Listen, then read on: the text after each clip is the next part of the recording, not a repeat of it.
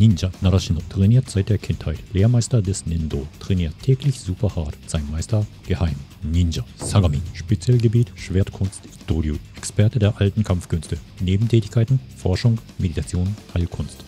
So, heute bin ich an einem speziellen Ort in Tokio. Der Ort ist geheim, weil das muss auf jeden Fall versteckt werden. Und das hat auch natürlich einen Grund. Es geht um eine bestimmte Berufsgruppe, die in Japan schon eine längere Geschichte hat, nämlich Ninja. Und ich möchte zeigen, was sie machen, was sie drauf haben und was die Realität eines Ninjas von heute ist.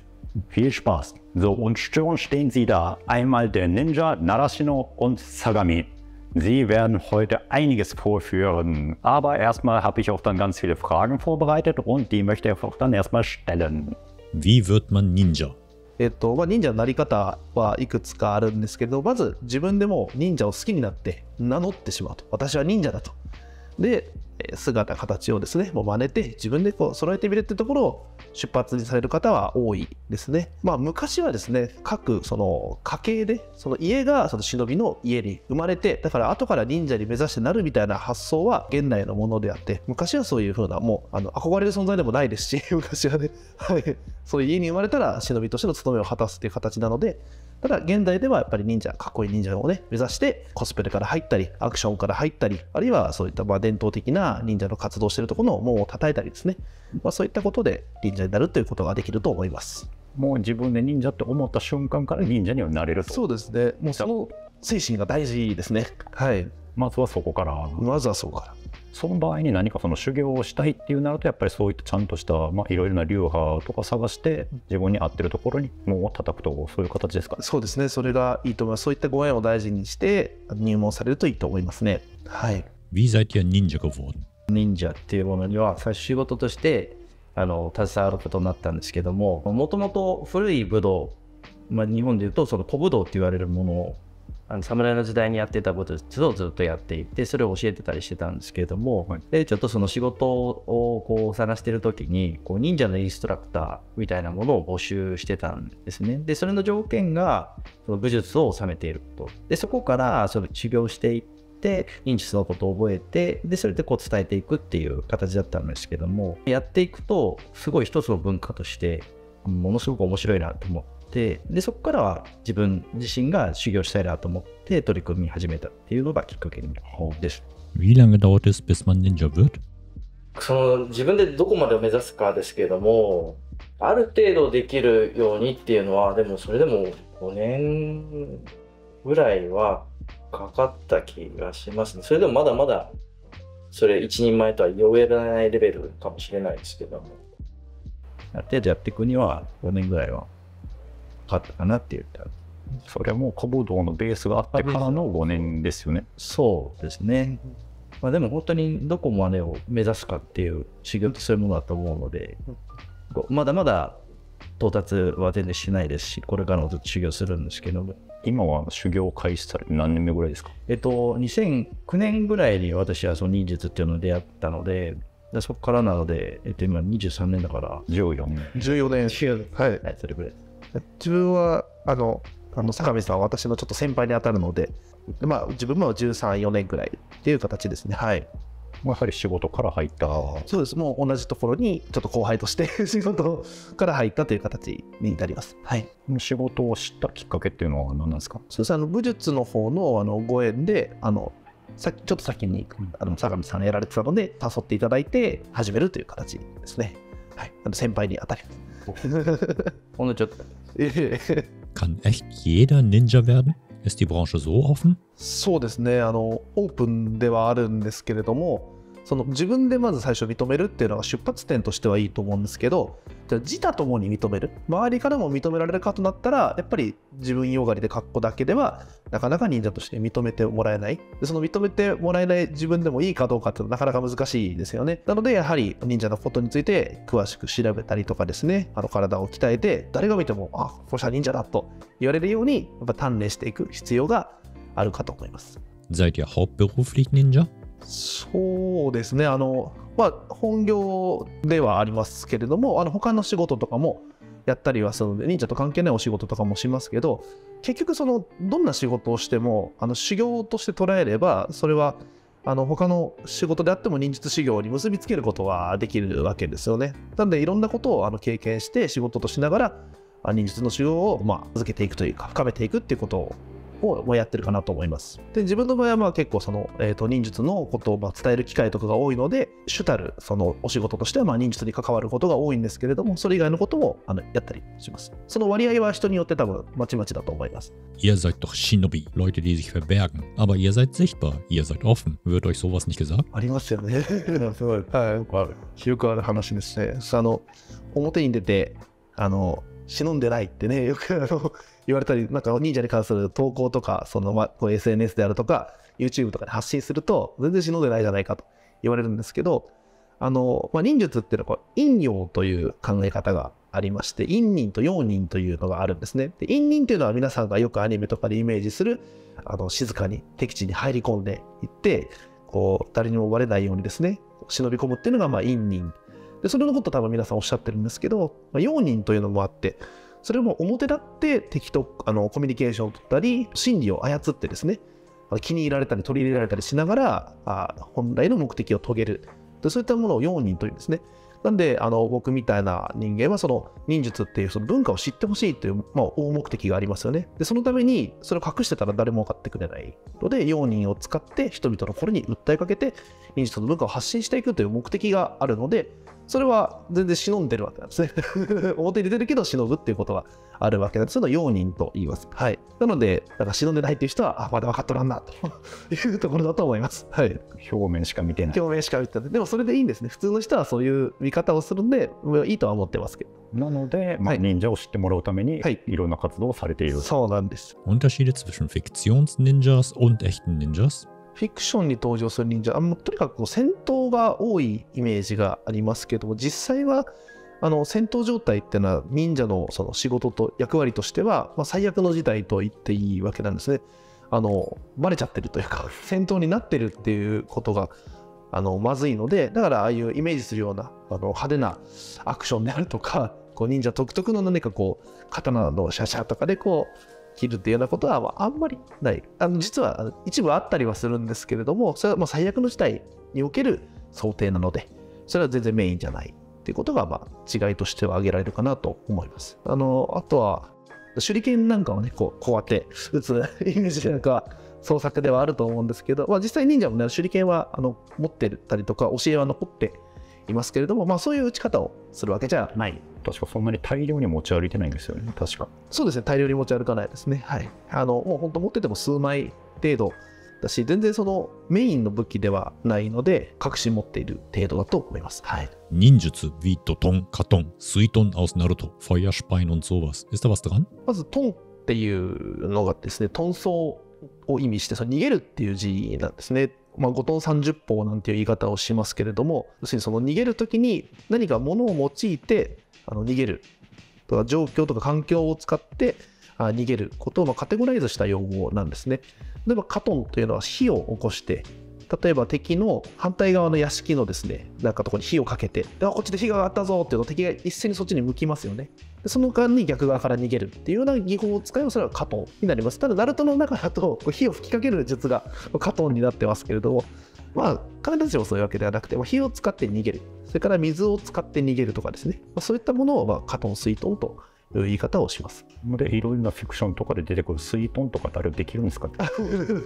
僕も僕やったんですけど、水遁はさっき申し上げたように、水を泳いで逃げるようなことも水遁というんですね。で、竹筒で仰向けってよくアニメとかで登場しますけど、仰向けでいる意味はほとんどなくてですね、あれはシュノーケルのようにちょっと水面から顔ここまで出てると敵に見つかるので、この辺まで沈めたいわけですね。でその時に息できなくなっちゃうので、竹筒をちょっと出して、でここら辺は水草とか藁とかを担いでカモフラージュしながら水の中に潜むという術を水遁の術と本来は言います。仰向けで竹筒で水中に沈んでいる部分っていうのは、おそらくはイメージして創作された、忍者の表現ということが言えると思います。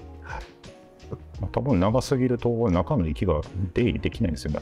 そうですね。長いぐらい水に沈むと水圧で肺が膨れなくなるので、息ができない、開けない、吸えないですね。はい。で吸うとその圧が中の圧がすごく低いので、水圧でグッと外から押されてますから、鼻とか耳とかその穴という穴からすごい水が入ろうとしてくるので、とてもまともな呼吸はできない。私もね、実験でやったことはあるんですね。創作と分かりつつも、はい、なので非常に大変な思いをするので、危ないですから、皆さんは真似をしないようにしていただきたいなと思います。はい、なので、ここら辺までがそうです、ここら辺まで。はい。なので、ちゃんと水泳を習ってですね、そういうふうに隠れながら泳ぐみたいなことをすれば、十分忍者の修行と言えると思います。Waren Ninjas schon immer körperlich begabt? 人より優れた身体能力を持っていることが望ましいというのは間違いないと思います。で、あと、高く飛び上がるっていうこととかですね、身が軽いっていうことは、その忍びの働きの上で非常に重要で、私かなり大きい方なんで、あんまり身が軽くないんですけれども、ただですね、全員が全員それできる必要はなくて、身が軽いものによく訓練をして活かせたりとかですね、そういったことをやったりします。で、高く飛ぶ訓練として身が入るぐらいの穴からですね、ピャッて飛び出したりとかですね、あとすごく長距離を歩行して歩く訓練であるとか、あとその人があまり立ち入らないような険しい山道にあえて入っていってそこを攻略するような修行っていうのは当時から行っていたので、なんでそういう意味で言えば忍者はそういったものができたと言えると思います。はい、実際にその忍びが攻め入るときはわざとその悪路とかですね、山の険しいところから攻め入るべきだっていうふうに書いてあるので、そういったところを攻略できるだけの身体能力っていうのは備わっていたんだと思います。はい、Gibt es besondere Trainingsmethoden, die nur Ninjas einsetzen? 戦闘を切って戦ったりとか、敵に襲われてから何かするとかですね、そういったことをやるのは武術なんですけど、忍術の特徴っていうのはそういったものをなるべく避けてこっそり何かをするっていうことに主眼が置かれているので、なんで物音を立てないであるとか、辛いことに耐えてですね、じっとしてられるかどうかみたいなところを行うのが忍術の修行の特徴じゃないかなと思います。Und wie stellt man sich das Aushalten von harten Sachen vor? とにかく自分の欲求とか感覚がやりたいって言ってることを我慢したりとか無視したりとかですね、例えば断食業であるとか、長時間山を歩くであるとか、痛みに耐えるであるとか、そういったことも含みます。痛みに耐えるっていうのは、組み手をするとかそういったものですか？そうですね。自分で自分の体を打ったりとかですね、あとは裸足で岩場を歩いてみたりとかですね、そういったことをして痛みにも耐えていくと、寒いところ暑いところに耐えたりとかですね、そういったことをやります。自分で自分の体を打つんですか？そういった修行もあります。で、それで痛いけど我慢する。声も出さずに、もう平然とそれをできるように目指して頑張るということですね。敵地入ってどっか例えばすねとかガンってぶつけて、痛っとか叫べないですもんね。とかうっとか言ったらバレちゃうので、もうそういうのはもう痛みとして無視する感じですね。最初はやっぱりものすごく痛い。最初も最後もものすごく痛いです。いつでも痛いですね。いつでも痛いです。ただそれに対するそのリアクションをどう制御するかっていうことが修行になってくると思います。So, jetzt wird der Ninja Narashino uns zeigen, was für Training er macht, um seine Schmerzen zu überwinden und seine mentale Stärke zu fördern.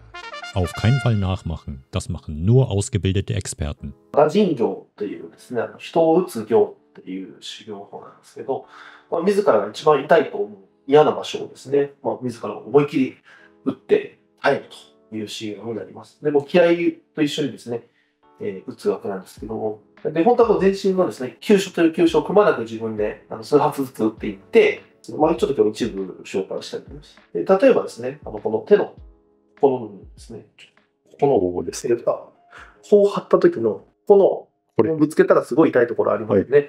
こう当てる。ここですか？で、90度に当てます。はい。それだけで結構痛いです。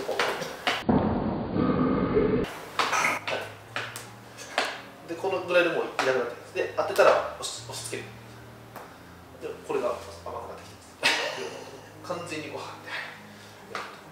めっちゃ痛いですね。めっちゃしびれます。そう、しびれるんです。で、これが中途半端だと余計に痛いので、これ真似しなくていいです。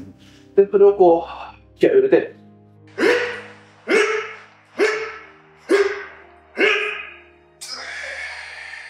こうやるんです。これの一部ですね。あと、喉仏のこの喉の急所をこういう手を使って、自分で打つわけですね。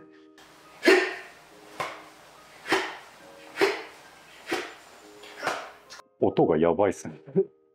まあ、これは絶対真似しないようにしてる。頸動脈。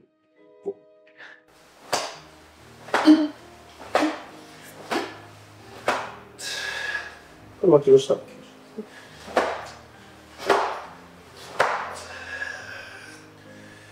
こういうような形で全身の自分が打たれたりぶつけたりしたら痛い場所を気合いともって耐え忍ぶという練習が打陣形という練習になります。これはやっていけば慣れていくものなんですか？慣れないですね。いつまでも慣れないです。いつまで経っても痛い。痛いです。そこを気合いとともにですね、乗り越えるというか、痛みは絶対変わらないので、それに対するリアクションですね。今ものすごい痛いんですけど、それを平然とした振りが今できてると思うんですけども、最初の頃だったらなかなかそういう振りができなくて、なるんですけど、徐々にそういう平然としていられるようになってる。痛み強くなるというので、なんかその後に全然平気な振りができるようになってくる。でその振りができるとか、その痛みに対して自分の中で情報処理ができるというか、それがいわゆる痛みに強くなるっていうことなんですね。痛みを感じなくなるんじゃなくて、その痛みっていうその衝撃の情報を自分の中で精査できる余裕がだんだん心を鍛えるとできてくると、そういった修行になるかなと思います。それはどのくらいの頻度でやってるんですか？これはあんまり頻繁にやることは推奨されてなくて、本当にこう気合を入れてたまにやる、体を害するところを自分で打ってるわけなので、あんまりたくさんやると弊害の方が大きくなってくるので。Man sagt ja Ninja, aber auch Shinobi. Was ist der Unterschied? そもそも忍者っていう言葉の読み方自体は日本でいう戦後に広まったと言われていまして、昔はこの忍者っていう漢字を書いて、忍びのものっていう読み方をしたんですね。でそれは江戸時代の文献でそういう振り仮名が振ってある伝書があるんですね。舞踊勉学という、その昔は忍者っていう言葉があまり一般的ではなかったんですね。だからじゃあその戦前はその忍びをどう呼んでたかというと、忍びのものであるとか忍び、それからラッパとかスッパとかシカギとかですね、その地方地方によって呼び方が様々あったということになります。そういった人たちを忍者としてまとめて呼びましょうっていう考え方自体が現代のものなんですね。当時の人たちは自分が忍者で何と呼ばれようかみたいなことは全然考えてないわけなんで、地方地方にそういった今でいうその特殊部隊というかスパイみたいな役割の人たちがいて、でそれを現代の人が学出した時に忍者とカテゴライズするわけなんですね。なのでそういった人たちは昔は忍びと呼んだんですけれども、今みたいなその考え方とちょっと違う。Auf keinen Fall nachmachen. Teil 2. Das machen nur ausgebildete Experten. さっき自分の9章、痛いところ9章打ったんですけど、男性の場合はこの股間が9章に当たるわけなんですけど、それを自分で打つんですね。ただ普通に打ったら、それはその我慢ができるとかって問題じゃなくて、臓器を痛めてしまうので、それをやっちゃいけないんですけど、古流に釣り鐘っていう言い方をするボールのことを、それを内臓の操作で体内に引き上げて、そして何もない状態にして、そこを打つ。してやってみましょう。まずこう構えて、これでしまった状態です。これないです。でそれでこの間を自分の手でこう打つわけです。はい、それで全然平気というか、ここを叩いても同じような感じになるわけ。そうですね。実際にこの技を使ってできてるかどうかをですね、人に打ってもらうと。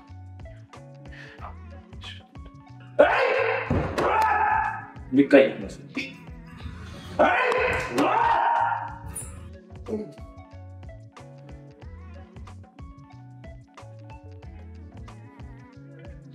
絶対死にますね。それもうすぐに上げたり下げたりできるんですか？そうです、今。見た目的に全く変わってない、すごい不思議な感じですよね。わかりにくいですね。Wie viele Ninjas gibt es heute?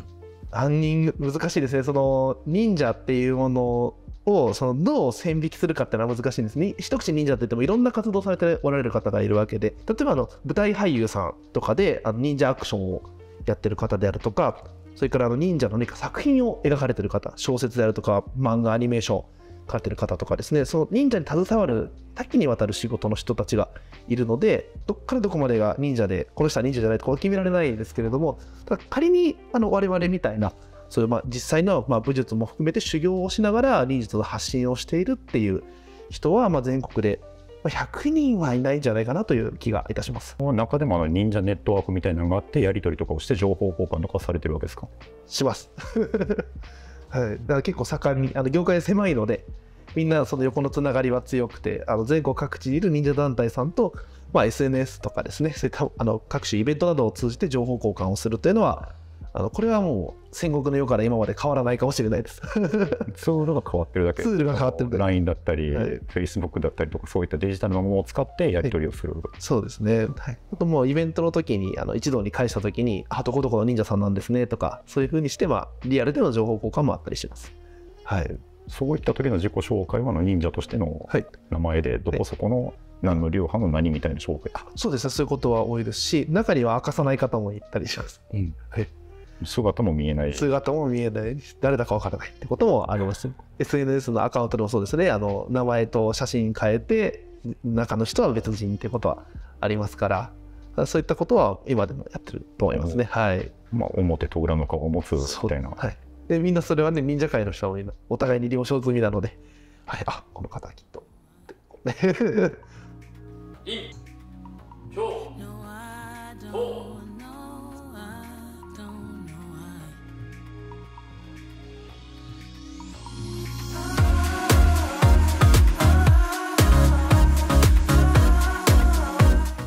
何回やっても楽しくならないわけですね。めちゃくちゃ痛いです。今、過去打たれた人の中で一番強い受けなんです。めっちゃ容赦なくいきましたね。